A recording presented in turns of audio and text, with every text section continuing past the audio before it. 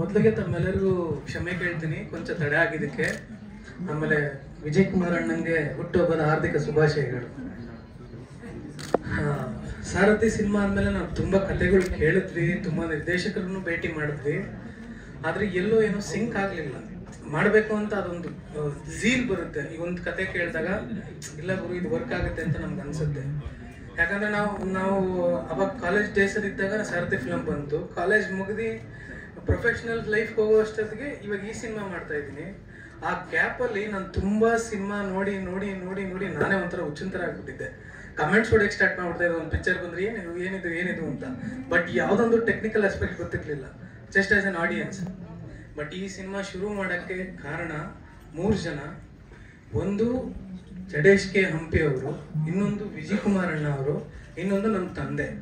ಯಾಕೆ ಹೇಳ್ತಾ ಇದ್ದೀನಿ ಅಂತ ಹೇಳಿದ್ರೆ, ಹೊಸಪೇಟೆ ಅನ್ನೋ ತಾಲೂಕಲ್ಲಿ ಒಂದು ಸಣ್ಣ ಹಳ್ಳಿಯಿಂದ ಏನೋ ಕನ್ಸು ಕಟ್ಟಿ ಬಂದಿದ್ದ ಮನುಷ್ಯ ಜಡೇಶ್ ಅವರು. ಯಾರು ಇಲ್ಲ, ಯಾರು ಇರ್ಲಿ, ಯಾರು ಬಿಡ್ಲಿ, ನಾನು ಏನ್ ಮಾಡೋಕ್ಕಾಗುತ್ತೆ ಅಂತ ಇಡೀ ಇಂಡಸ್ಟ್ರಿಗೆ ಎಷ್ಟೋ ಜನ ಯಂಗ್ಸ್ಟರ್ಸ್ಗೆ ಇನ್ಸ್ಪಿರೇಷನ್ ಆಗಿ ನಿಂತಿರೋ ವಿಜಯ್ ಅಣ್ಣ ಅವರು. ತಂದೆ ಇಲ್ದಿರ ಬೆಳೆದಿ ಒಂದು ಕುಗ್ರಾಮದಿಂದ ಬಂದು ಇವತ್ತು ಬೆಂಗಳೂರಿಗೆ ಬಂದು ಸಾರಥಿ ಅಂತ ಚಿತ್ರ ನಿರ್ಮಾಣ ಮಾಡಿದ ಸತ್ಯಪ್ರಕಾಶ್ ಅವರು. ಈ ಕತೆ ಕೇಳಿದಾಗ ಈ 3 ಜನ ನನ್ನ ಕಣ್ಮುಂದೆ ಬಂದ್ರು. 100% ಈ ತರ ಕಾಂಬಿನೇಷನ್ ದೇವರೇ ಮಾಡ್ತಾನೆ, ನಾವು ಮಾಡ್ಕೊಳೋದಲ್ಲ ಅಂತ ನನ್ಗೆ ಅನ್ಸ್ತು. ಆಮೇಲೆ ನಮ್ ಹಿಂದಿನ ಸಿನಿಮಾ ಸಾರಥಿಲ್ ಕೂಡ ಟ್ಯಾಗ್ ಲೈನ್ ಇತ್ತು, ಸಾರಥಿ ಸಂಭವಾಮಿ ಯುಗೆ ಯುಗೆ ಅಂತ. ಜಡೇಶ್ ಅವ್ರು ಬಂದ್ರು, ನನಗೆ ಸಿನಿಮಾ ಟೈಟ್ಲ್ ಹೇಳಿಲ್ಲ ಸರ್, ಬಟ್ ಅದ್ರ ಕೆಳಗಡೆ ಒಂದು ಟ್ಯಾಗ್ ಲೈನ್ ಇರುತ್ತೆ, ಇದು ಆಡಿದವರ ಕಥೆ ಅಲ್ಲ, ಅಳಿದು ಉಳಿದವರ ಕಥೆ ಅಂತ. ಅದು ಒಂಥರ ಮನುಷ್ಯಕ್ಕೆ ತುಂಬಾ ಕಾಡ ತರ ಆಯ್ತು. ಆಮೇಲೆ ಜಡೇಶ್ ಸರ್ ಒಂದ್ಸರಿ ಬಂದು ಕಂಪ್ಲೀಟ್ ನರೇಷನ್ ಕೊಟ್ಟಾಗ ನಮ್ಗೆ ತುಂಬಾ ಖುಷಿ ಆಯ್ತು. ಬಟ್ ಏನಂದ್ರೆ ಆ ಟೈಮಲ್ಲಿ ನಾವು ಇಷ್ಟು ದೊಡ್ಡ ಕ್ಯಾನ್ವಾಸ್ ಸಿನಿಮಾ ಮಾಡೋ ಅಷ್ಟು ಫೈನಾನ್ಷಿಯಲ್ ಸ್ಟೇಟಸ್ ಅಲ್ಲಿ ಇರ್ಲಿಲ್ಲ. ಅಂದ್ರೆ ನಾವು ಸಿನಿಮಾ ಮಾಡೋ ಪ್ಲಾನ್ ಇರ್ಲಿಲ್ಲ, ನಮ್ಮ ಬಿಸ್ನೆಸ್ ನಾವು ನೋಡ್ಕೊಂಡಿದ್ವಿ. ಹಂಗಾಗಿ 1-2 ಶೆಡ್ಯೂಲ್ ಅಲ್ಲಿ ಸ್ವಲ್ಪ ನಮ್ಮ ಸಂಸ್ಥೆ ಕಡೆಯಿಂದಾನೇ ತೊಂದರೆ ಆಯ್ತು.